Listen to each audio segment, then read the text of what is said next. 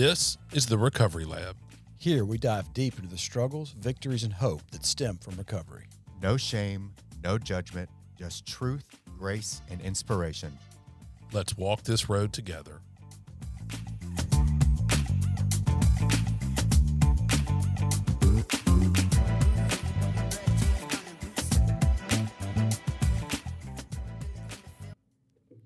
Hey guys, welcome back to Recovery Lab.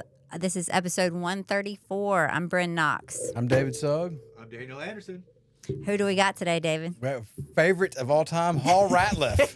So glad you're here with us today, man. You've been around for a long, long time. Look forward to hearing your story and hanging out and jiving with you. It's really look forward to this episode Thank for you. a long time. Thank you guys so much. Yeah, thank you. You nervous? Am I nervous? Mm-hmm. No, because I'm surrounded by people that I care deeply about. So Yeah. not really nervous about it. Yeah. Good deal. Okay, so what I want to do today, Hall, is I want to do like 8 episodes with you, to be honest. Okay. But this first episode, I really want people who don't know you to hear about your story. I just think you have a great story. All I've heard in meetings is like little tidbits of things. There's dirt bikes involved and Yana, and it's just there's a lot involved, and I just think it's really good. And so I would love to start with you with growing up in Natchez. What was that like? Right. And then when did things kind of change for you? So I grew up in Natchez, and I'm the youngest of 6 kids. And so All boys? 3 older brothers and 2 sisters. Okay. And so I'm the youngest. And so by the time I came around, my parents were pretty sharp about keeping up with what you were doing and where you were going and that type of thing. But I grew up in Natchez. My dad was a doctor, surgeon. So basically what we did was it was about high performance. And whether my parents intended that in terms of school or sports, I just noticed that all my brothers and sisters were very driven in what they did. And so that was sort of the environment. And Did you feel that way too, or you were like, "Oh, I'm supposed to feel this way"? yeah, so my dad was an alcoholic, and he later found recovery. But I grew up with my dad being an alcoholic, and sort of the dysfunction of that in the family, and my dad's drinking. I think my mom's solution for me was to sort of get me out of the house.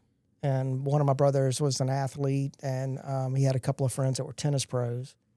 And they took me out on the tennis court and started hitting tennis balls. They realized I could hit a tennis ball and sort of took me under their wings. And so by the time I was 8, 9 years old, I was traveling the country playing tennis. Oh, wow. Oh, wow. Okay. And so my mom sort of looked at that as like at least he was not at home. At least I was out of the home. And Were you at Duncan Park? oh yeah, trained at Duncan Park and started traveling playing tournaments. And though I took a lot of life lessons from it, and the discipline and learning to train and all those different things, losses, wins. As a young kid, I really didn't know how to sort of process all of that. And as a young kid, I knew that when I won, I knew everybody was very happy. And then when I lost, I knew everybody at best was quiet, and then my dad with his alcoholism, when I was back around my dad, and he was drinking, it was like he could be my toughest critic. And so as a young kid, I really didn't know sort of how to process that. But to me, it looked like if I win, you love me. If I lose, you don't. Mm-hmm. Which, a kid is going to implode under that kind of pressure, and it was, I think it was kind of handled poorly. Like I was a 13, 14-year-old kid. They were talking to me about professional tennis. I was in the newspapers, and they're talking to me about things I really didn't understand, and I think the pressure of all of that, I think I started looking for an outlet, to be honest with you. Maybe the stress of at home, sports, all of that. And, I'll never forget, I was with one of my brothers and we were out of town and we had left a wedding and we were drinking these little Miller ponies. And so we were driving down the road and throwing them out the window and hitting signs. Yeah. And I just remember that feeling that was the first time I had this feeling of all of that leaving me, all of the stress, all of the anxiety, and that type of thing. And How old were you? at that point, I was about 13 or 14. Okay. And so I just sort of looked at my older brothers and sisters, and my oldest brother's a doctor and a surgeon, and my older brothers and sisters were very successful. And I just saw the ones that seemed to be having fun were the ones that were drinking and having a blast and doing that. And so that appealed to me, you know, and it's like all of that. It's all hindsight is 2020. I can look back and see what that was.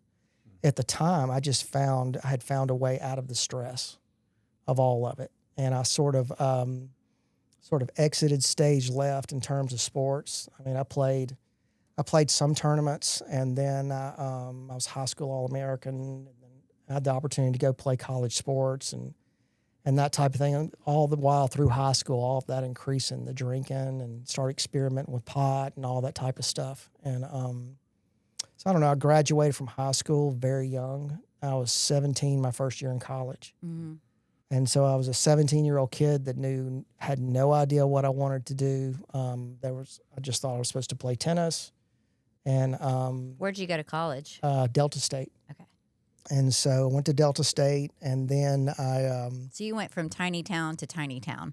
right, right. And so at one point we were talking about me going to LSU and playing tennis. And as soon as my parents looked at that and saw that there was as many people at LSU on the campus as there was in my hometown, they were afraid that I might not live through it.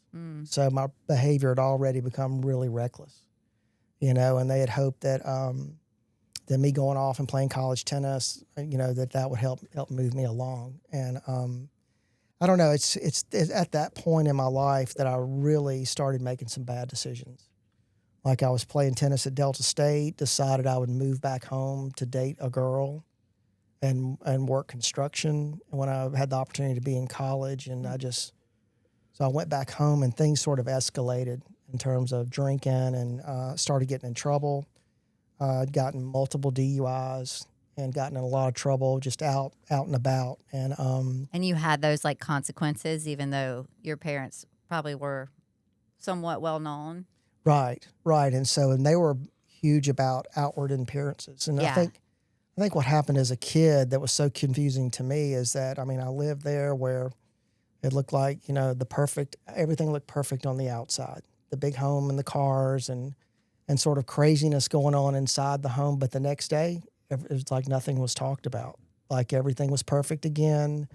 Go on to school, make good grades, excel, that kind of thing. And so it was very confusing to me. Mm-hmm. I don't think I ever really processed anything. One of my brothers, he had went to treatment a couple of times, and I'd gone to family weeks. And I really didn't understand that process. He was my brother that was an athlete, and I looked up to him and trained with him, really sort of emulated him, wanted to be like him. And but he had gone to treatment a couple of times, very emotionally distraught. A lot of times he was either top of the world when he was sober, or it was the end of the world when he was using. And so we went through some really difficult times where, as a young kid, I went over there with my parents and talked the gun out of his hand once before. Another time he had cut his wrist, you know, and I just, as a young kid, sort of processing that with my parents, I just said, you know, I'm going to love him while he's here. I don't know how long he's going to be here. And he came to me the last time he talked to me. He said, you know, they're talking about me going back to treatment, and I'm not going. And that day came where, my mom wanted me to go check on him, that he couldn't get him on the phone. And so my brother had committed suicide. And so at that point, I was a young guy. The pain of that, I just didn't know how to process that. And sort of, I was already using substances and drinking, and it just escalated times 10, you know, and it's like I was trying to kill the pain and not really even sure that's what I was doing. I kept telling myself I was having fun, and, you know, my brother's friends would come to me and give me this and give me that to try to get through what I was going through. And How old were you at this time? about 17, 18 years old. Gosh. Yeah, and so that went through a couple of years, probably the most destructive years. And then by the time I was 19, I'd gotten in trouble again, had a wreck, DUI, had an altercation with a police officer, was in jail. And a lawyer came to me and he said, the only way out of jail is if you go to treatment. And the only thing I knew about treatment was that my brother had been in treatment a couple of times, and I wanted no part of that. And so I said, I'll stay here. There's another bad decision to stay in jail rather than going to treatment. And they came back the next day, and I had completely changed my mind about being in jail. Yeah, I went to treatment. And so I don't know, 30 days, I was in treatment for 30 days. I was in treatment long enough for just things to start coming to the surface. You know, all the pain coming forward about all the things that I'd grown up in, the loss of my brother and all these difficult things. And I really didn't know, I really couldn't process it or put a finger on that's what it was, but I just could not be there. And I ran in the middle of the night. And How many days had you been there when you ran? I don't know. Yeah. Yeah, I don't know. It was long enough that they had taken me from detox and put me into a group and sat me in a circle and started talking about my problem. And I just I was not up for the therapeutic value of treatment. I did not respond well to that. I think I had so much anger on board based, you know, what I'd grown up with my dad, and then so much pain and loss that I would just lash out. And so I ran from treatment in the middle of the night. And probably the most important decision my mom ever made, which I can't imagine how tough it was, but I ran back to my fiance's house that lived in Ridgeland. I ran from downtown Jackson all the way to Ridgeland and knocked on the door, and all my furniture was there, and that was where we were going to live. And her new boyfriend opened the door. Oh, no. who I knew. And she said, your mom is on the phone. And so I answered the phone. It was my mom. And she said, you know, we've gotten a court order. You can go back to treatment. You can go back the easy way, or you can go back the hard way. The sheriff's looking for you. And so I tried so hard to talk my mom out of that. I said, Mom, she reminded me of this many times years later. I said, I guess y'all don't love me anymore, that you're going to treat me like this and send me back to treatment. And she said to me, I can love you completely without completely understanding. And she hung the phone up. Wow. Yeah. So my fiance and her new boyfriend took me back to treatment with me riding in the back seat. Sorry, bro. Humiliation, maybe first lesson in humility. And so they took me back to treatment. And, What a sweet guy. yeah. Thanks, bro. Thanks for the lift. Yeah, appreciate it. We're driving. They're like, can we get you anything? You want like a beer or something? I'm like, leave me alone. So they dropped me off at treatment.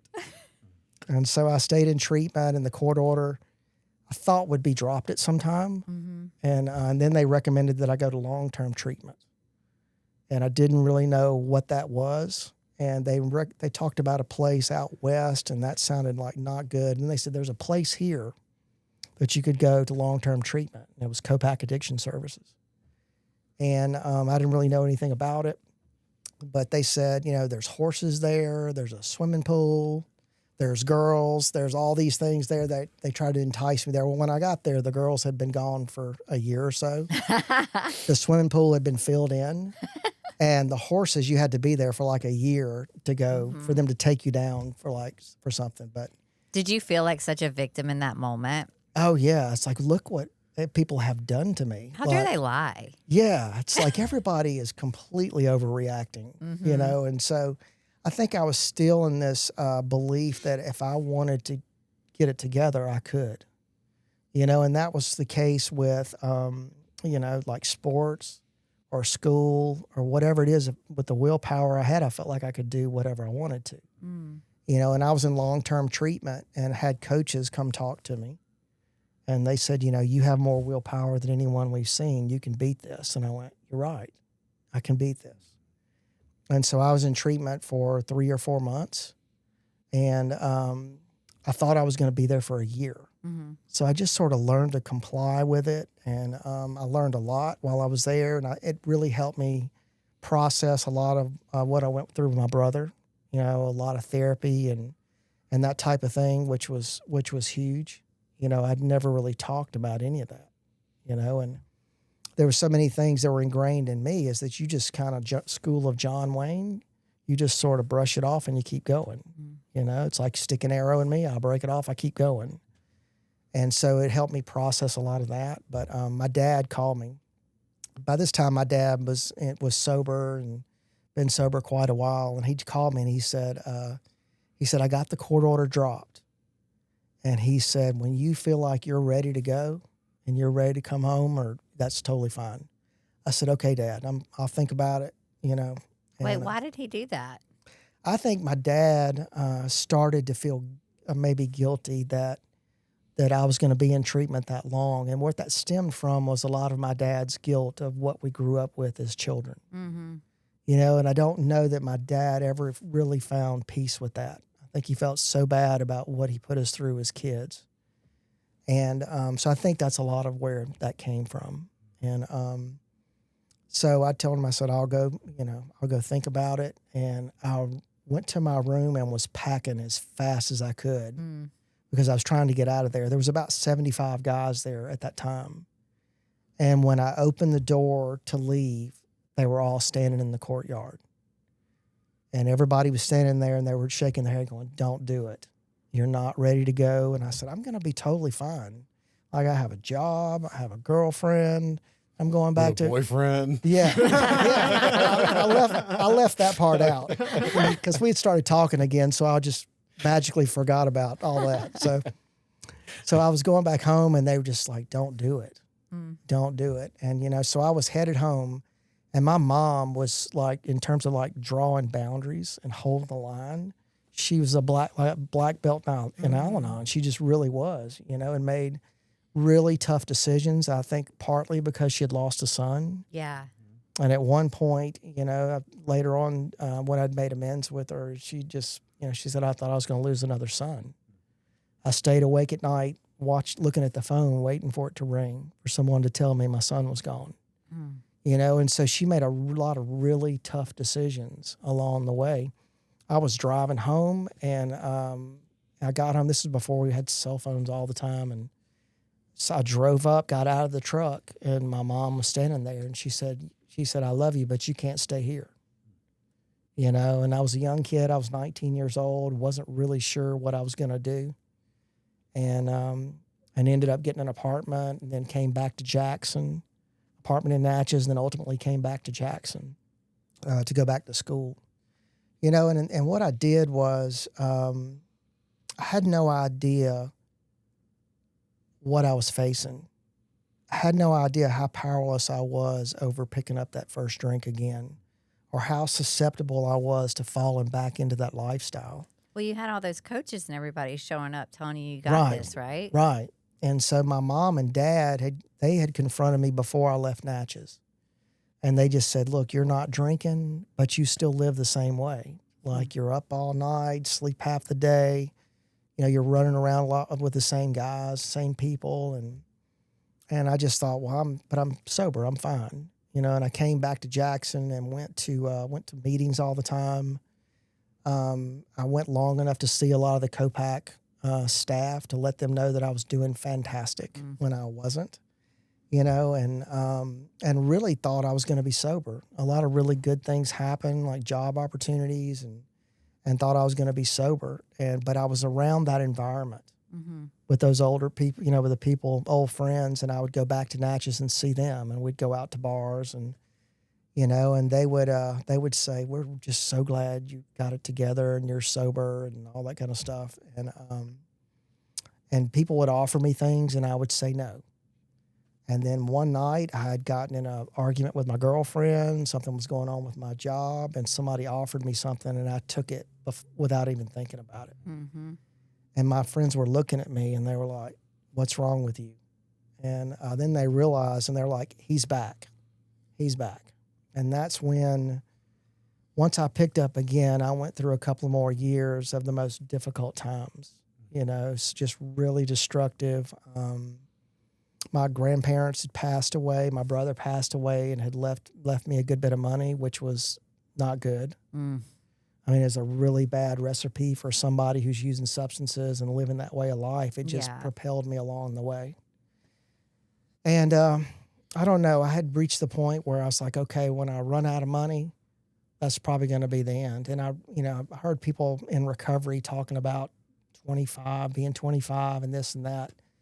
And I thought to myself, I'll probably never live to see 25, And you were okay with that? Yeah. And I think I was in so much pain. Yeah. That I really couldn't, I didn't really feel that strongly about life or death. Mm-hmm. I really didn't. And death didn't really scare me. What really scared me was having to keep living the way that I was living, to wake up and do this day in and day out. And one of the times I went to Natchez and went out with my friends, I went out to the cemetery where my brother was, and I would go out there, sometimes in the middle of the night or daylight. And I just remember going to his graveside and getting down on my knees and praying and just telling my brother, this is not going to happen to me. This is not where I'm going. And I came back to Jackson, and I really didn't know anywhere to go besides Yana. That was where they had taken me when I was in treatment. And I was sleeping on somebody's couch in South Jackson.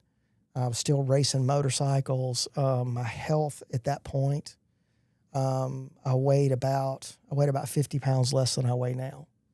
And my health was such that I couldn't even do that anymore. I couldn't race anymore. Physically, I couldn't do all that. And so I tried to go back to Copac. I went and talked to the doctor. And interestingly enough, the doctor there was the same doctor that put my dad in treatment. And he also put me in treatment. And so I went back to talk to him, and I sat down with him, and he just looked at me. I wanted to go back to treatment. I had so many things going on. My health was not good. And he just looked at me, and he said, we have done everything for you we possibly could do. And so they wouldn't admit me to Copac, and he... Ooh, that's a blow. Yeah. Yeah, they won't take you in treatment. Nowadays, they'll just let you come back as many times as you want. Right. Yeah. And you can pay for it, and people were willing to pay for it, and they wouldn't let me back in. And he told me, he said, what I want you to do is, he said, do you still have a big book? And I said, I do. He said, I want you to get your big book. And he said, I want you to go to the Northeast group at Yana. And at that time, there was 2 meetings going at a time, one on each side, and just huge numbers of people there. And I walked in, and he said, when you walk in, I want you to stand up, and I want you to say, I cannot stay sober, and I have no idea what to do. And I was desperate enough to do that. Yeah. I was in that kind of pain, that kind of desperation, out of answers, really nowhere to turn, and my mom had to make really tough decisions. My mom told me at one point, it was like Christmas, and she just told me probably a good idea if you didn't come home, and one of my sisters, she had said she was never coming home again while I was there, because it was always, how do we get Hall out of trouble? Mm-hmm. What treatment center, what are we going to do with Hall? And I think after she, losing a brother, all of my other brothers and sisters were watching me, and they were just terrified of what was coming, and so, And that's so hard for family. Right. To you want to help someone so much, but you can't help someone that's not helping themselves, Right. Right. So I can only imagine how they were feeling. Right. And so, going in, I don't know what anybody said in that first meeting. I think I was really sick. I was going to ask if you remember. Yeah, and I don't remember what anybody said. And at the end of a meeting, a guy got up and he walked across the room, and he put his hand out and he said, I'm your sponsor. And he said, here's what we're going to do. He said, I've been watching you, and I've watched you come in and out of here. And it hasn't been from a lack of trying. So we're going to do something different. And so from there to the hospital, and spent a few days in the hospital. And after that, it was back with that sponsor and sitting down to try to look at what happened. And really and truly what happened was I would get out of treatment and think I knew what I needed to do to stay sober. And I just needed some direction from people that lived a sober way of life, and the pain that it took for me to actually listen, especially being a young guy. I mean, I was, let's see, that was 1991, so I'm 23 years old.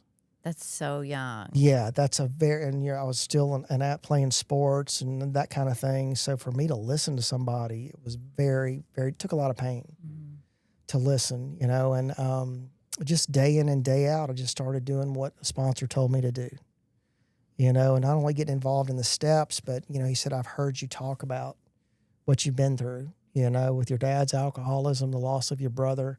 I want you to go see a therapist. And so got me in to see a therapist. And back then they really didn't have trauma work. Yeah. Yeah. So a lot of what it was just like sort of embracing the pain that you'd been through and talking about it and getting it all out. And that was huge just for me to be able to do that, and, so anyway, we're going through the steps of Alcoholics Anonymous. I just became willing to do whatever was suggested.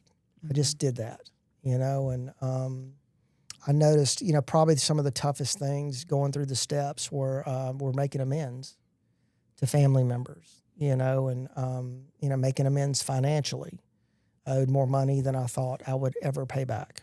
And I was in a lot of legal trouble that I didn't think I was going to get out of. Two of my closest friends that I had separated myself from, getting sober, in the middle of a night, he had taken his wife's life, shot her, and then took his own life.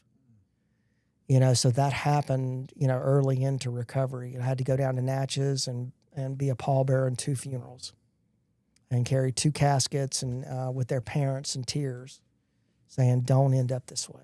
Yeah. Don't end up this way, And so, making amends, all the tough amends that I had, and then the family was one of the biggest parts of it, is that just to go to them and say, this is what I did, this is how I harmed you, what can I do to make it right? And a lot of my family, when I was really messed up, I just sort of distanced myself away from them. Mm-hmm. And so a lot of it was, just want you to be a brother and to be a son and all these things, just to be there, just to show up for them, And so that was one of the hugest parts of my recovery was once I got to the amends process, I never really understood what the steps were about until I'd actually gone through them. So, in the midst of it, I was just kind of doing what a sponsor said, do, read this, show up for this, let's try to apply that to your life. And, after staying sober for a bit, I started to understand that, the first 3 steps were about getting right with God, that 4 through 7 were about getting right with me. And then 8 and 9 were about going out there and getting right with other people. And then trying to live this program through, personal inventory and seeking God and being of service to others, And so my sponsor pushed me into that service type position before I really knew I had anything to give. I really didn't know, and it's, so I'd gone back to school in recovery. I wasn't real sure what I was going to do, where I was going to go. And then I got an opportunity to go back to college and play tennis and back into sports. And I had hurt my shoulder and had shoulder surgery. And they had told me, you're probably never going to play tennis again. And a friend of mine that plays professional tennis, he would come back to town and just say, come out and just try to hit tennis balls with me. So he motivated me back on the tennis court, and it got to the point where, I was talking to my sponsor about it, and I really wasn't sure I was going to do it. I wasn't going to go back to college because I had tried that a couple of times and it did not go well. The sports did not go well. And being sober, he's like, this is very different. You're going to go to class. You're actually going to buy the books. You're going to study. You're going to go to practice every day. You're going to show up early. You're going to stay late, and you're going to give to this. And so listening to him got me back into college and back into sports. And it. Where'd you go to college this time? So I'd gone to Delta State, left there, went back to tried to go back to Mississippi State after my brother died, and my parents were just desperate to try to get me to do something positive. And so I had an opportunity to go back there and just did not do well. I mean, the drinking and the party life and all that, a lot of the classes I never went to or either dropped. Had an opportunity to play, try to walk on and play tennis there. I just was at the point where I just couldn't do it anymore, and so so then I was out of school for a couple of years, and then I went back to Mississippi College here. Okay. And so I was looking at going off to LSU or doing this or doing that. It was just like I was terrified to do that. That was before any kind of collegiate recovery programs. All I could see was I'm going to put myself in a big party environment and be alone.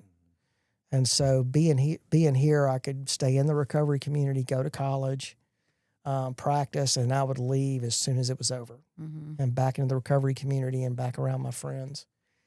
And it was one of those things where I was sort of surprised what happened. I graduated from college with honors. I was collegiate All-American. I achieved some things that I'm glad that I did it. And there was some of the things I thought would resolve something inside of me, like achievement, like I would sort of, do what my dad wanted me to do.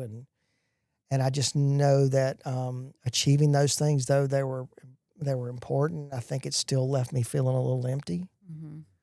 That still, that accomplishment and high performance and all that wasn't going to resolve anything inside of me. That it was going to be something spiritual, something related to seeking God and living a different way of life. And so anyway, it's one of those things where I'm glad that I did it. And, I left there and made an attempt at playing open level tennis, professional tennis, which I'm glad I did. And it's my dad, I think I was always looking for his approval. Yeah. Always. And I was playing open level tennis. I was hurt again, my shoulder. I'd gone through some injuries. A lot of the results were decent, but you figure out pretty quickly if you're going to make a living playing professional sports. It's a lot of traveling. It's a lot of trying to make it. And my oldest sister, Karen, she's a therapist. She called me. And I was talking to her about this, that, and tennis. And she said to me, you don't have to do this anymore. And I said, what do you mean? She said, Daddy's not here. My dad had passed away. And so anyway, it sort of took the weight of the world off of me. Yeah. And, I went back to law school, went to law school. About a year and a half into that, I was possibly about as miserable as I could be. And I went to talk to the dean about it, and he just told me, he said, it's obvious that you can do this and you argue well in class. And all I could think of is I do not want to argue for the rest of my life. Yeah. And some of the attorneys that I was around that were in recovery were not happy. They were so far in with their children and schools and all that they couldn't stop being an attorney. And so I got offered a job to manage health clubs and be the head tennis pro. And so sounds right up your alley. Yeah. Yeah. And so it was one of those things in terms like recovery taught me service to others. And I just felt like maybe this was a chance to help kids and parents to help them navigate something that I went through that there was really no roadmap for. With me, it was handled poorly. And my parents did the best they could. There wasn't really a roadmap for how to go about this. And so that's why I really went back into coaching. And it really, helping kids and working with families, that type of thing. It sort of made all the tennis make sense. Yeah. It's like me achieving and accelerating that. Excelling, that was great. But I really started to get something from it when I was given something back. And so I did that for a number of years. I was on the tennis court, 10 hours a day and managed a health club and did that for about 15, 18 years. And then I reached the point where I was like, wow, I don't know that I can be on a tennis court this many hours the rest of my life. Yeah. And I really had no idea what I was going to do when I left there. If I left tennis, so that not knowing what I was going to do kept me there for a long time. And but in recovery, I noticed when I would run across people, I was always sponsoring people. When I would run across people in recovery that started talking about like hurting themselves or anything like that, I would go all the way to help them. Mm. I would get involved with them, their family. I would get them into treatment. And for a long time, I really, I just thought that was part of being of service and helping other people. Yeah. And then years down the road, you start to understand that was about my brother, because I always felt like it didn't have to be that way, you know?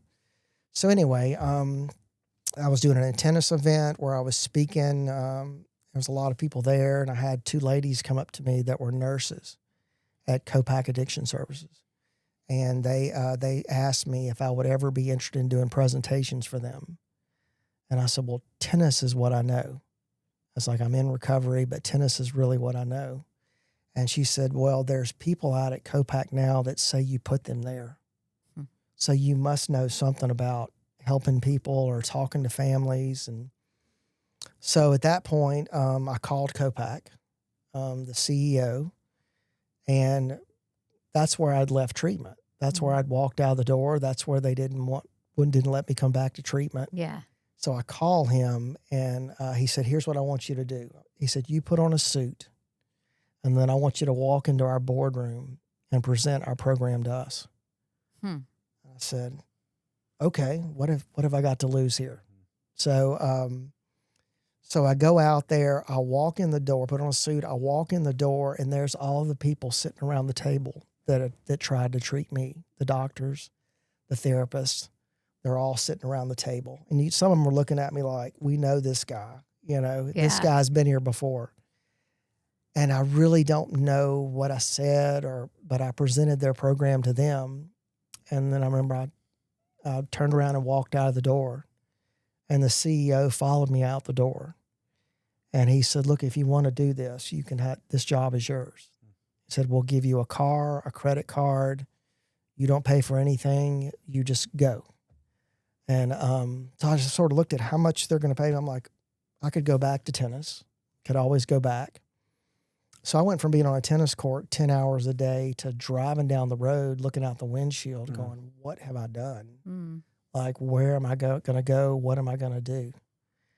And some people just brought me into treatment centers because I was a young person that got sober young. And at that time, and I'm sure it's the same now, most of the people that were in treatment were 18 to 25 or a little bit older. So they started bringing me in to speak in their treatment centers. And so that's what I started doing, was going from treatment center speaking, and then ultimately connected to therapists and that type of thing. And people started to refer. For about 6 months, I was wondering if I was doing this job correctly. I was like, I'm probably going to lose my job. I'm not sure if I'm doing this correct. And then family started coming to Copac. And then I spent 10 years there. And then from there, I was introduced to a program, to Capstone Treatment Center. It was by chance. This CEO contacted me and wanted me to help his son, you know, of one of the facilities that we owned at that time. And he said, I want you to help my son. I found out how old he was, and I started to think my job could depend on this. So this should be good. I better come up with something good. Yeah. And so I'd research the country. Where's the best place for, you know, to send a young kid with trauma, and Capstone was that place. And so the owner had me come to Capstone and spend a week with him, with his family. He had me spend a week in the groups with the boys. They were all young kids. And what I realized really quickly is when I was 14 or 15, this is where I needed to be. Wow. And trauma work didn't exist when I was a kid. But when I heard their stories, they heard my story. I heard theirs. That initially, they were looking at me like, who is this guy in our group? And by the end of the group or end of the day, they were like, this guy is one of us. You know, and so that taught me that that's where I really learned about the family systems approach, about treating the entire family system and that type of thing. And so it's sort of interesting what's happened throughout my recovery is somehow everything I've done has been geared towards helping kids. Like, because that's where I went off the rails at such an early age. And it was just what people taught me about being of service to others, you know, to other alcoholics and people in recovery that were struggling, and giving them hope. And I just think that's where my heart was helping kids through those difficult processes I went through. So That's incredible. yeah. So it's totally a miracle. If I stay sober next month, I'll be sober 35 years. No. That's You know, crazy. Yeah. Huh? Yeah. And and it's like a friend of mine said one day, it's like, I didn't know I was going to be here this long, Yeah. but it's God has used everything difficult that I went through as a kid. God has used for something. Mm-hmm. If all those difficult, painful things have been used to help other people. And there's so many stories, obviously, along the way that I could tell, but with my brother and all the work that I did around my brother, Yeah. because you feel guilty. I should have been there. I could have done this. And, one of the most important things, I was talking to a trauma therapist, and I was talking to her about my brother. And by this time, I talked about it so many times that I could talk about it, and not really get upset. And I told her, I said, I was talking about my brother, and she was looking at me and she said, "Did anybody ever tell you didn't do that?" Mm. And I said, "No." And it was like it was the weight of the world that was taken off of me. Yeah. She said, "I want to tell you didn't do that." And so my sponsor kept telling me that he said, "You're really going to be able to help somebody with this." And I was like, I had no idea what he was talking about. I mean, it was still so painful and hard to talk about and hard to think about. And it's painful today. Yeah. It's like that pain doesn't go away. But I was sitting in a meeting one night, and a family that I knew, a dad and his sons, were sober. And the dad walked in, and he had tears running down his face. And he said, "I've just lost my son." And he said, "And I'm here to stay sober." Mm. And it was just so painful. And then one of the brothers came in, and he sat down, and he said, "My brother just died. He shot himself." And my sponsor looked at me, and he said, "That's him. Mm. That's who I want you to help." And I spent years with him, just helping him navigate the ups and downs and the pain and the questions and all that type of stuff. So even something as painful as that, God used that for good. Yeah. So. It's wild how he can, just weave our stories together in such a way. And like, it's our responsibility to like take that and do Mhm. something with it, like I'm sure, like David with you, like how many people you're able to help that are, in the prison system and Right. stuff like that. Don't you find that like that helps you with certain people more than others? Yeah, I've definitely tended to see that we kind of helped the person we were, kind of our avatar, Right. what we were. And like, that was my institutions, jails, lots of stuff. So when the guys come out and they're all just mad at the world and just like spit and fire, like I can relate to them. I just know how to like kill them with kindness and just kind of be Right. the road dog and hang out with them. But yeah, and when other people come in, they just lost their job. Like, I don't know what that's like because I didn't have a job. Yeah. But yeah, those guys that are coming out of the institutions, like I can click. Right. So Yeah, it's sort of interesting. It's like all the families that I talk to about their son, and the parents are terrified, and all these things are going on with their son. And we'll sort of go through a history. Inevitably, there's some traumatic hits along the way. This kid's in a lot of pain. And I'm talking to them, and they're like, "Wow, how do you know all of this?" I'm your son. I've been in recovery a long time, but I lived a lot of what your son's going through. So really and truly, you're giving somebody hope that feels like they're in a really hopeless situation, Yeah. whether it's the parents or the son or whoever it may be, so. Wow.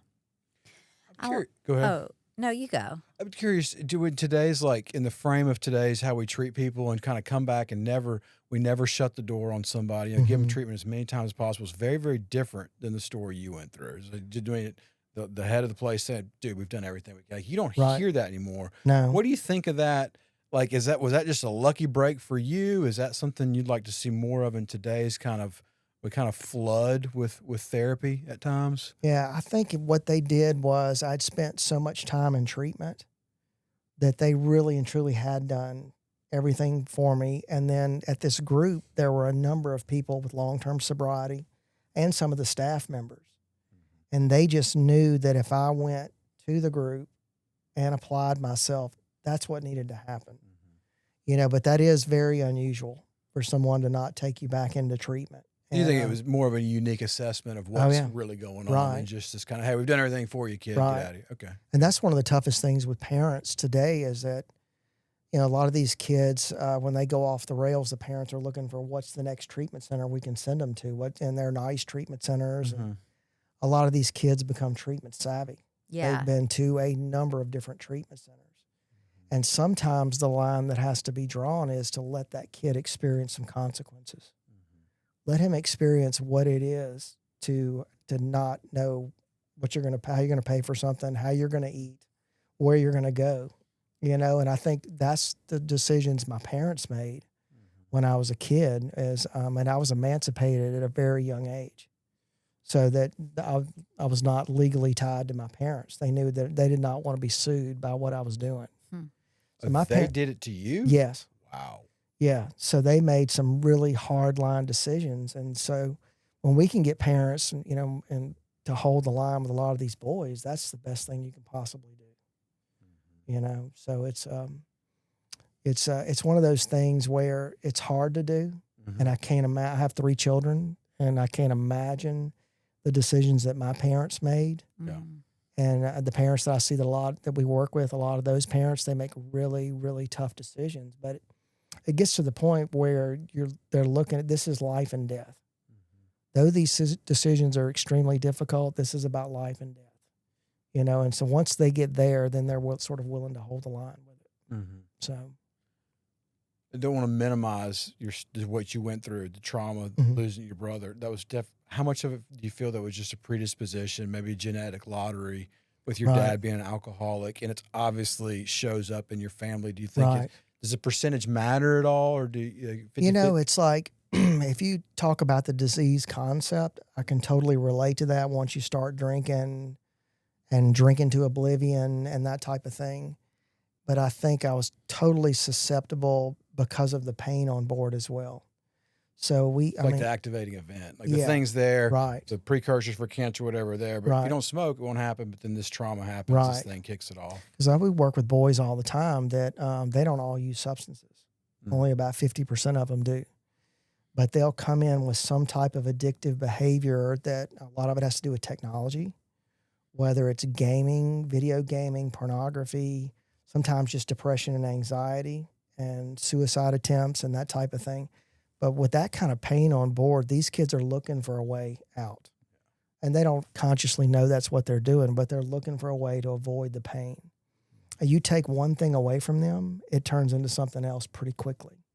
You know, and I think a lot of those kids haven't crossed the line into addiction to where they're physically addicted and that type of thing. And so, but once you cross the line there, it's like, that's all it really takes is one drink to head back in that direction. So, does that answer your question? Okay. With it being like a genetic disease, do you have conversations with your children about the disease of alcoholism and addiction, and what does that look like? Absolutely. And so I just talked to them about my history, my dad's history, and just that they're susceptible to having problems with that, and that it's just a total risk to because my kids are getting, one's 17, one's 14, you know, and they're seeing the kids that drink and do this and do that. And so you really and truly, you educate them, but it's like they're going to make their own decisions, you know, and what my kids know is they can talk to me about anything and everything. And I've tried this talk with them. My boys are young. They're one's almost 14, the other one's 10. And I've had this talk with them about that. And both of them said the same thing. They said, is this kind of like Justin Bieber? And I'm like, well, similar to Justin Bieber without the Lamborghinis and that type of thing. But yeah, it's like you go off the rails and it takes you to a point. You get in a hole that you can't get out of and you have to have some help. So that's the risk in experimenting with anything when your family has a history of this. So, wow. Tell us, well, actually, no, before you tell us about that, I want to know, was there an amends that was like the most difficult for you to make? And do you remember who it was to? I think my mom was the most difficult because that's where the more emotion than anyone else. that was the difficult thing, was to go sit with her, and because she had been right there with me through all of that destruction until she had to make really tough decisions. Mm-hmm. You know, and it's one of those things where I didn't really realize the fear and trepidation that I'd put into my family. And I kind of felt like I was just hurting myself, and these are my decisions. And I remember going to my mom and just doing what was suggested for me to, because I knew how I'd harmed her and what I'd put her through. You know, she was so distraught after my brother's death. And then she saw me doing the same thing, as I would walk in the door and she would call me my brother's name. Oh, gosh. She would say, "Doug, is that you?" You know, so I had put her through so much fear and intrepidation. And then talking to her, I was like, "Well, Mom, is there any way that I harmed you I don't know about?" Because I was partying and being wild. And that's when she told me, she said, "I used to sit there and stare at the phone all night and wondering when the call was coming that I'd lost another son." And she had already told her friends that she was going to lose another son. So she was sort of living in not only the death of Doug, but what looked like an inevitable death for me. Mm. So that was probably the most difficult, you know. And on the other side of it, where, I mean, she was a black belt in Al-Anon, basically. And then I start telling my story. My mom and I would tell our stories together. Oh, wow. So I would talk about what that was like getting sober. And as I'm talking about it, she would talk about what it was like for her. And sometimes it was two totally different things, you know, but it was very interesting, you know, to be able to do that. And I think it helped with a lot of the healing. And to my mom passed away a couple of years ago. I was very close to her. And over all the years, I've always been able to go talk to my mom about anything. About if something made one of us angry or fearful or this or that, we talked about it, you know. So that was a beautiful thing that recovery gave me, was my relationships back with my family and my mom and dad. And my dad's passed away as well. And so with both of them, I was able to be there with them, you know, up until that time they passed away, and take care of them, you know. So Were you able to tell your dad everything you wanted to tell him? my dad, he was in recovery and sober a long time, never really talked about a lot. Mm-hmm. You know what I mean? He was a doctor and a surgeon, and it just like leveling his pride sometimes was very difficult for him. He was very quiet, and I think he always felt very guilty about what we went through. And so I made an initial amends to him, because it was very strange that what he put me through as a kid, a lot of that I put him through with my drinking while he was sober. Mm. You know, and so for us to find some common ground where we became very close again and hunted together and that kind of thing. And he, you know, when he got sick, we were hunting one year, and he started coughing. Looked like it was like a normal cough, but he couldn't stop coughing. We were like, something is not right. And doctors don't like to go to doctors.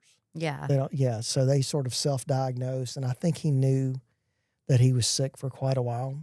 And then he came to Jackson and had a little episode, and they found in his lungs it had metastasized, and he had 3 months to live. You know, and so I was able to go home and spend time with my dad, you know, for those last 3 months. And Dad wanted to stay at home, so we had nurses that came in and out. So I was with him all the time. And my sponsor told me, he said, you know, you're being of service to him and your brothers and sisters and mom, but if there's anything that you want to tell him, you need to tell him. Yeah. You know, and I started sort of thinking about it. It's like, there's something I want to talk about him, like anger or this or that. And really and truly what I came up is I went and thanked him for all the things that he taught me about honesty and integrity and all the good things that he had taught me. And my dad was not like an emotional person, that he really couldn't talk about it a lot. He teared up, you know, just the thought of having a conversation that's emotional. He was like, whoa. And, but he told me, he said, I want you to stay sober, and you get your education, and you take care of your mother. And so for my dad, after everything that I'd been through, for him to ask me to take care of my mother and think that I could do that, was just a miracle. You know, and I told him, I said, she will never want for anything. And so I took care of my mother until she passed away. We made sure financially she had everything that she needed and that we were there for her. So that's sort of a miracle of recovery, something I would never have been able to do. Yeah. So For sure. This has been so good. Like, I love your story and I love the way you tell it. I do want to have you back on because I want to hear so much more about your life in the professional world. Mm-hmm. But before we do go, I want to hear, not to bring it back to selling Copac on Copac, but sell me on Capstone for a minute. Right. And tell me a little bit about it before we go. And then I want to have a Right. whole nother episode about it too. Okay. I just think it's incredible what you guys do. Yeah. And so I just noticed from being in recovery before I knew much about trauma is that I saw a lot of people come into recovery that would come in and do what was suggested. They would get a sponsor and work the steps and that type of thing. And a lot of them had huge trauma, like these childhood experiences that were extremely painful that they had never really gone to therapy for at all and never did. And I saw a lot of those people pass away. They would go headlong off into other things, gambling, maybe affairs that destroyed their family, a lot of different things. And people that were close to me that, that really wanted to be sober could never really find any peace in recovery. I saw that a lot of different times. And I also noticed from being in this field that people determined where you were going to treatment based on what addictive behavior you had. Mm-hmm. Like if it's an eating disorder, you're going here. Mm-hmm. If it is substances, you're going here. And sort of never really addressed any of the pain underneath it all. Yeah. And so when I saw Capstone, I thought to myself, these people really understand that there's more to it than stopping that one behavior. Mm. Because there's so many people that I've seen that you can stop one behavior and another one will start. Yep. And it just, one after the other, and which can be extremely detrimental. Mm-hmm. And it's a lot of times it's the reason people give up on recovery.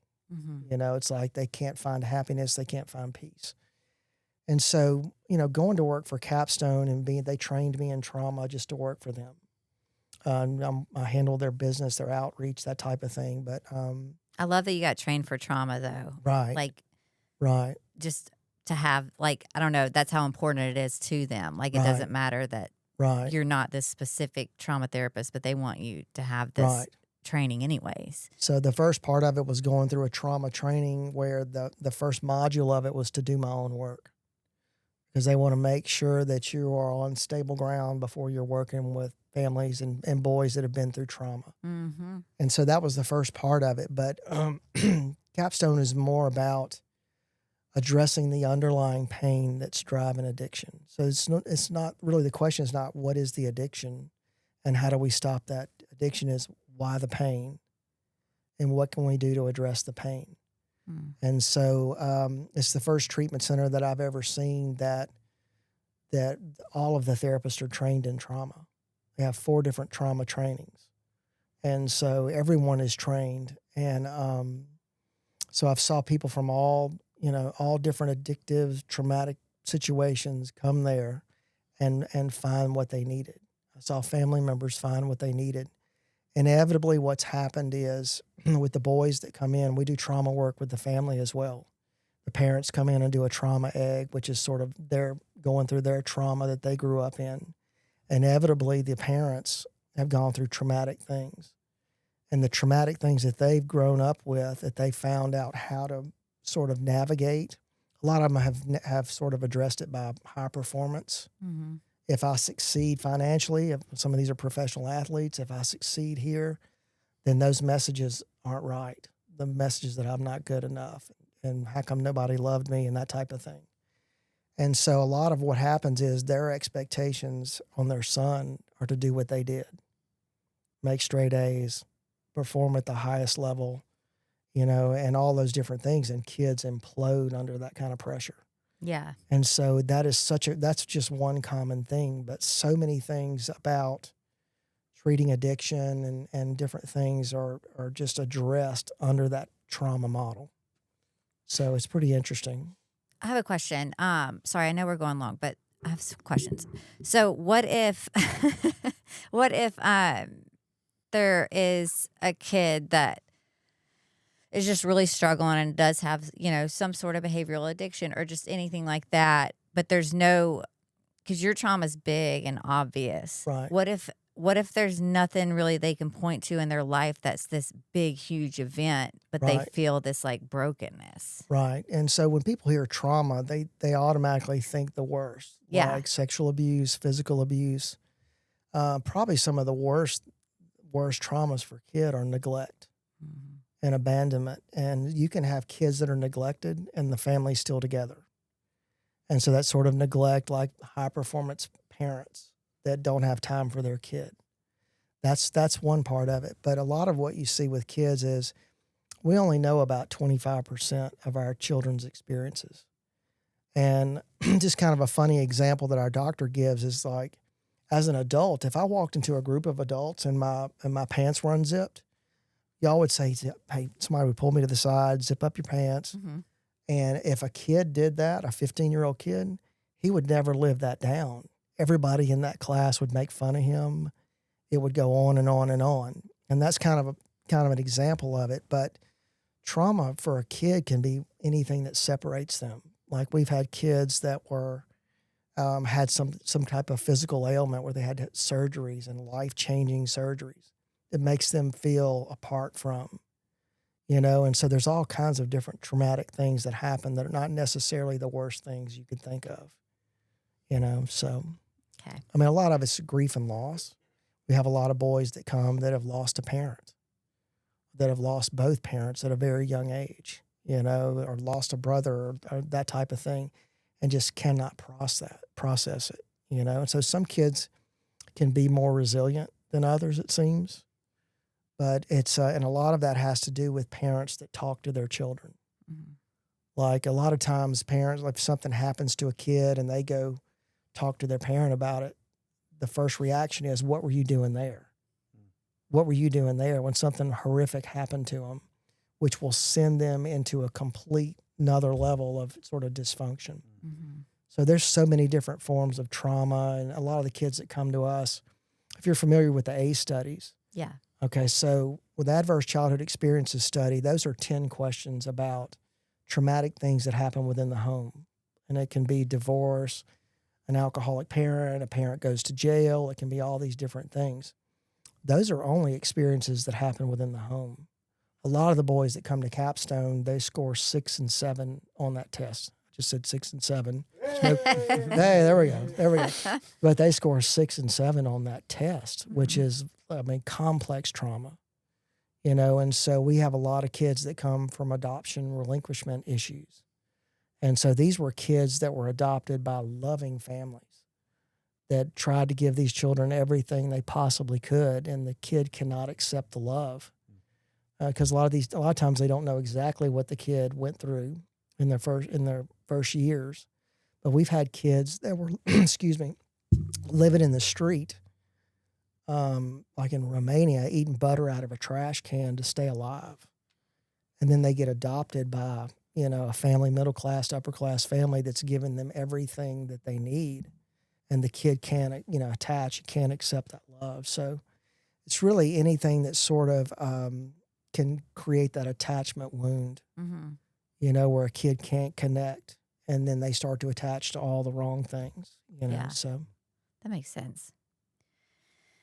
Okay, I promise we'll wrap it up. Questions are great. So, yeah. Well, I have plenty more, so I look forward to having you back. And I'm glad we got to have you for a little bit today. Awesome. Thank you guys so much. All right. you Thanks, all. guys. Appreciate We'll it. see you next week.